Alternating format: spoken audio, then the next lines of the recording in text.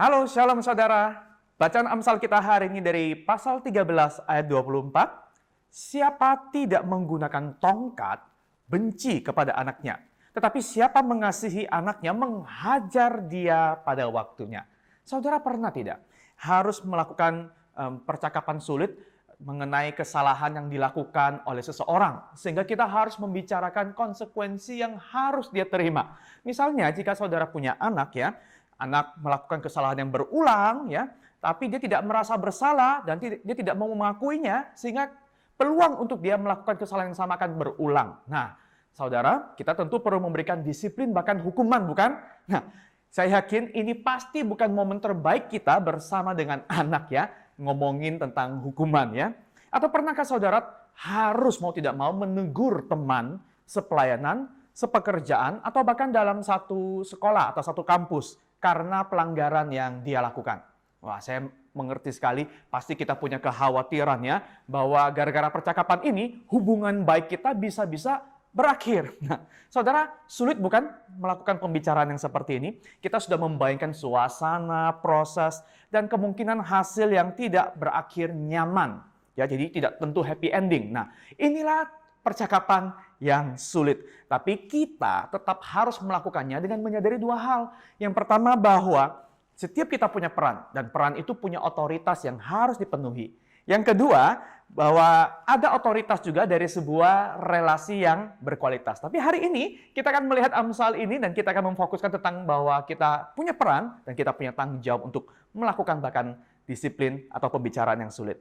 Nah, disiplin itu bukan hanya sulit buat yang menerima, tapi termasuk juga buat yang menyampaikan. Kalau kita marahin anak itu pasti punya insting langsung mengasihani diri dan dia bisa berteriak, "Papa atau Mama tidak sayang sama aku."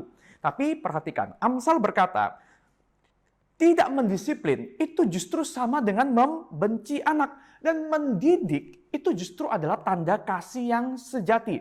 Nah saudara, tidak ada orang yang lebih tepat untuk mendisiplin seorang anak selain daripada ia yang bertanggung jawab untuk anak itu, yaitu orang tua atau walinya. Orang tua terhadap anak, guru terhadap murid, atasan terhadap bawahan. Setiap peran itu punya otoritas tertentu. Menerima atau menjabat sebuah peran, berarti kita juga siap untuk melakukan peran kita, kewajiban kita. Bertindaklah sesuai peran, saudara. Karena kita sebagai orang tua, kita sebagai penjabat organisasi, kita sebagai pelayan di gereja, yang kita perlu miliki adalah mari lakukan peran kita dengan konsisten antara kasih dan juga ketegasan.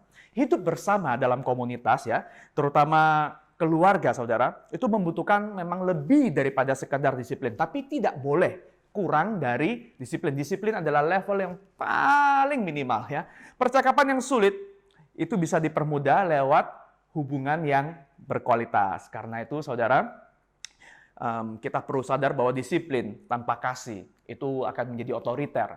Tetapi kasih tanpa disiplin itu akan membuat keadaan menjadi liar, tak terarah. Saudara, fokus kita ini bukan sekedar membuat orang yang kita kasihi untuk merasa nyaman dan mudah untuk saat ini saja.